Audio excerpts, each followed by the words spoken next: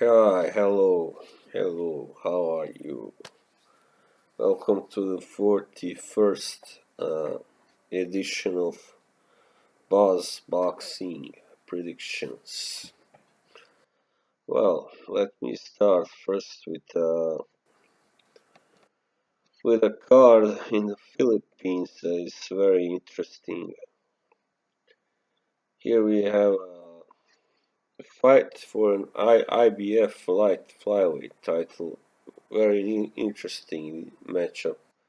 It's Milan Melindo, the local boy who holds the title after he rather sensationally stopped Akira Yaigashi in one round to win the title, and he's fighting another good fighter, Heki Budler of South Africa, the Hexecutioner.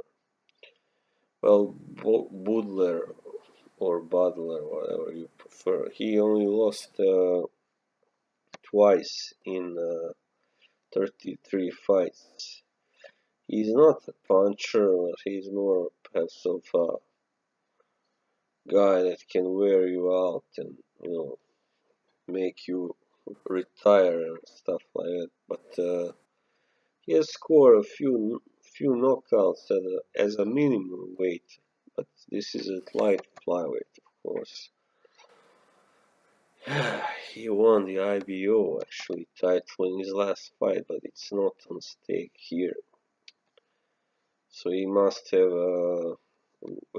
vacated it. Melindo himself is actually he doesn't have so many knockouts on his record, so it was a surprise that he stopped Yagashi. I don't know what happened really. I didn't watch that fight, so maybe it was a cut. I'm not sure.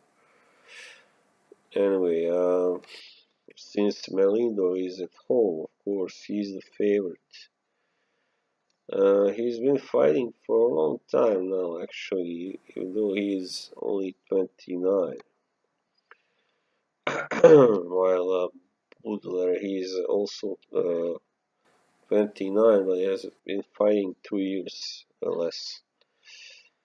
I think this will go the distance most likely, and that Melindo will get the decision. It will be close, I think so, yeah. It will be quite close, perhaps even very close. So that is my prediction for this fight. Melindo wins by a close decision. And then one of my favorite, perhaps my favorite Filipino fighter is John Riel Casimero. And well, this is an IBF eliminator for the IBF super flyweight, I think, title, because Casimero is a super flyweight now. So he's fighting an unknown fighter called Jonas Sultan, and yeah, he's a clear favorite. Of course, I see Sultan. He hasn't been stopped yet, but he has only had 16 fights, lost 3 already. So he did manage to knock out Sonny Boy Jarrow, but how much mileage does Jarrow have on him? It's not the first time he's been knocked out anyway. So yeah, I think Casimero will win definitely. Yeah. Actually, in his first fight at this weight in June, he had to go the distance, but it was a 6th rounder against a poor fighter, a journeyman or a club fighter anyway. So I know Casimero was a really big, hard puncher at flyweight, but I don't know whether he will be just as hard at super flyweight. Perhaps So perhaps it's safer to put an IUD for unanimous decision for Casimiro. Because this guy, Sultan, hasn't been stopped yet, and he's beaten a decent fighter anyway. So this may turn out to be a good fight. And then another fight from the Philippines, Cebu City, is between very underrated Arthur Villanueva, who is fighting Richie Mepram. Yes. Well, Villanueva, he lost in his last fight to Zolani Tete. So this will be like a comeback fight for him. You know, Mepranum, he's hardly world class. You know, he lost all his most important fights to first Julio Cesar Miranda and then Hernan Marquez, Juan Francisco Estrada, Carlos Cuadras, Luis Neri, and all of them except for Marquez stopped him. So Villanueva is the favorite here, and perhaps he can win by a stoppage also. Perhaps because in his last two fights, Brown was stopped. Even though he fought two really, you know, elite level guys. Yes, of course, Neri just recently stopped Yamanaka in 4 rounds. So I guess Villanueva could win by some kind of TKO in the 7th or 8th round, 8th round, perhaps. Yeah. Okay, then we are finished with this card. Yeah, then we have in England, in London Hackney Wick, Queen Elizabeth Olympic Park.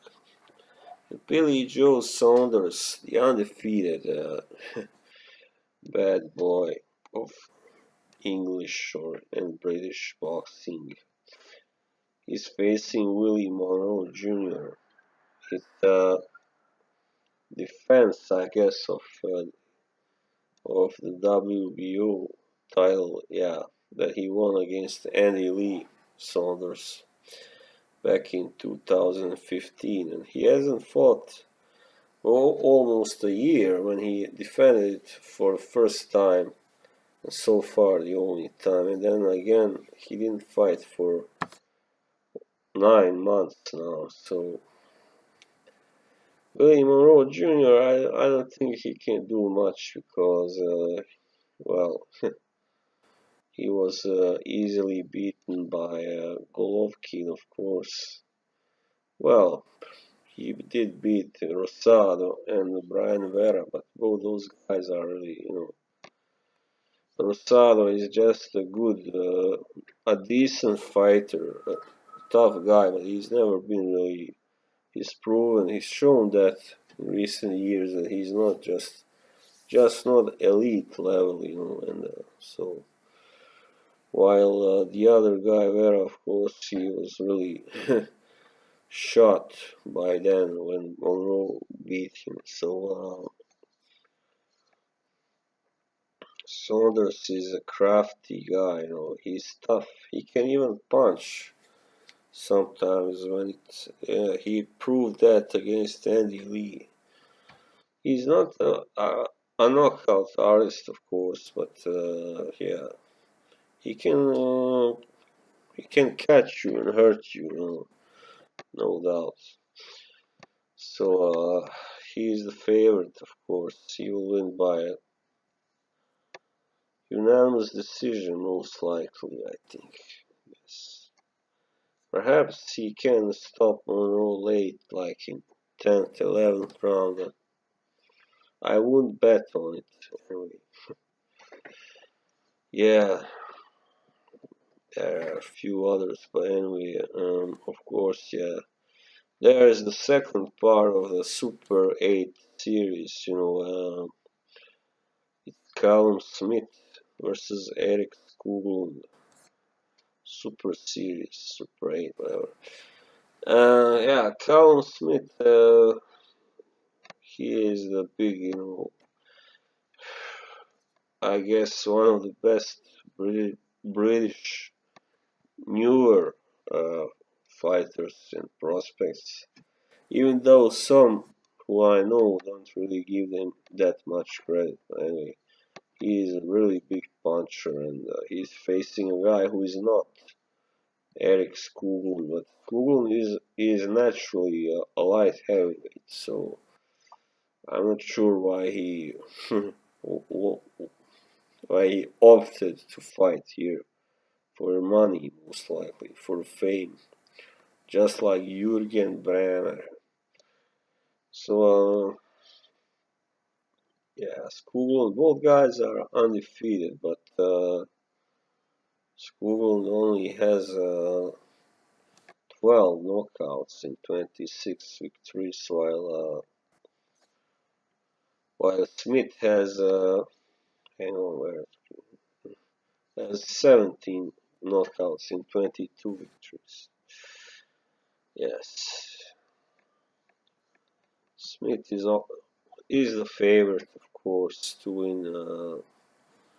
He's also the slightly taller guy by 2 inches. Uh,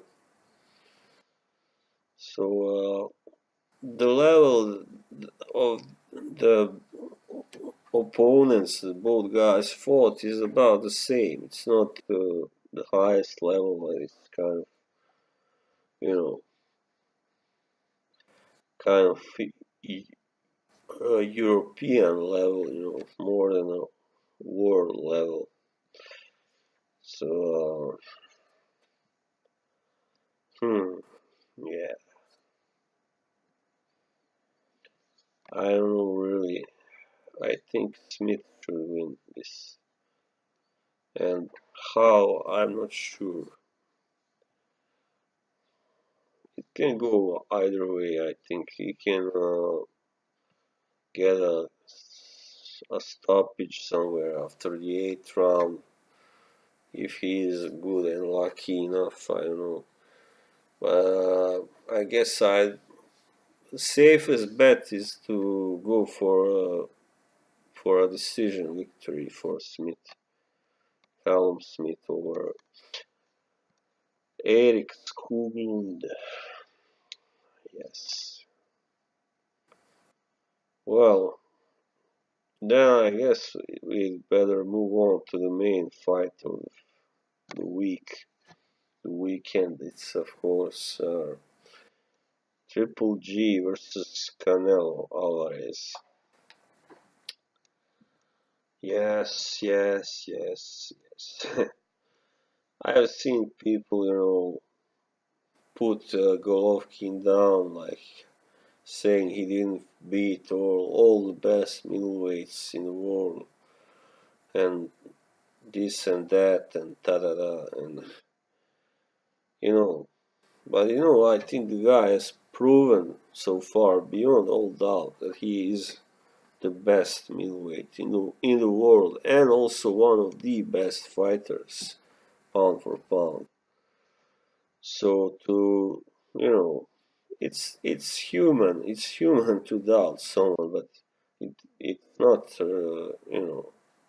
correct to doubt someone like him.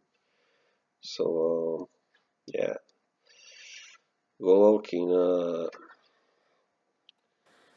no, Canelo, for first of all, he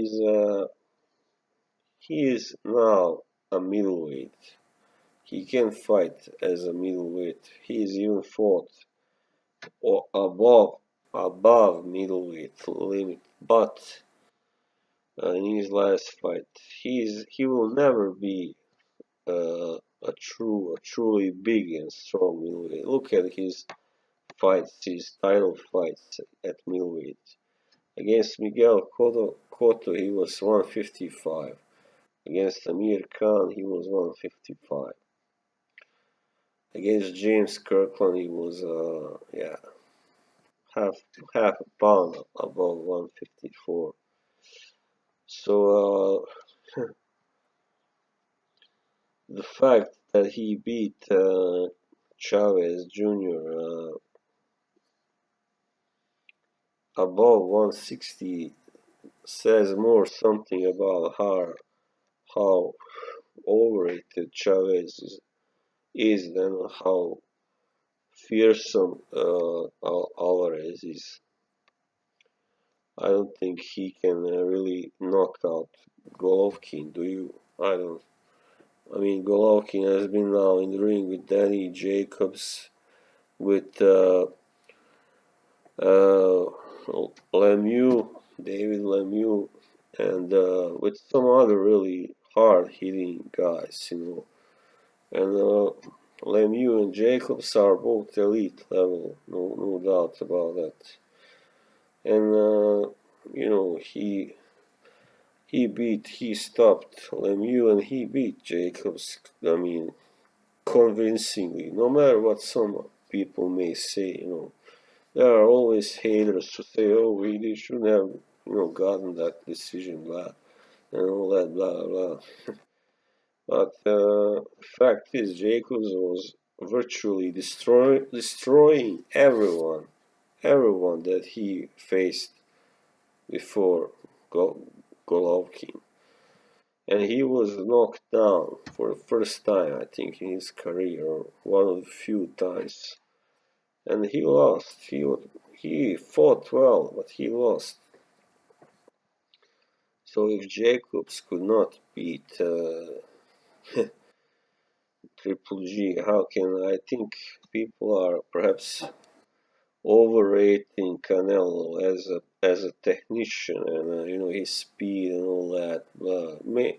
Yeah, he has a speed advantage perhaps over Golovkin, but if he didn't have it, he wouldn't have taken this fight, I believe, because in no other department does he have an advantage. So he is not. He is the smaller man. He is the weaker man physically.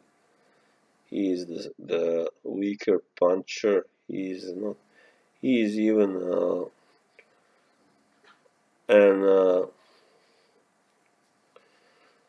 uh, you know he's he's a weaker technician. Really, he's inferior. That's the word that I was looking for. Inferior technician. So because what he did, how he became so successful. He basically just bullied his opponents around, and he, with his speed and all that, his constant attack, he can box some. He proved in the trial fight that he can, you know, do some boxing, but like feints and all that. That's not gonna cut it against a guy like Triple G. I don't think so. Because Triple G, you have seen it. He's an unrelenting, relentless machine, destroyer machine. Who just comes at you, and he can take many punches if he has to, and he could take all the other guys' punches like Lemieux and Jacobs, and so why shouldn't he be able to take Canelo's? That's just preposterous to think that Canelo can just walk him down. That's ridiculous. So this is my prediction. I believe Canelo will get stopped. I think ninth or 10th round. I think he may even retire in his corner after he gets enough beating, So after about 9 rounds, let's say it, so 9 or 10. So that was all for now. I hope you had some sort of use for this. See you later.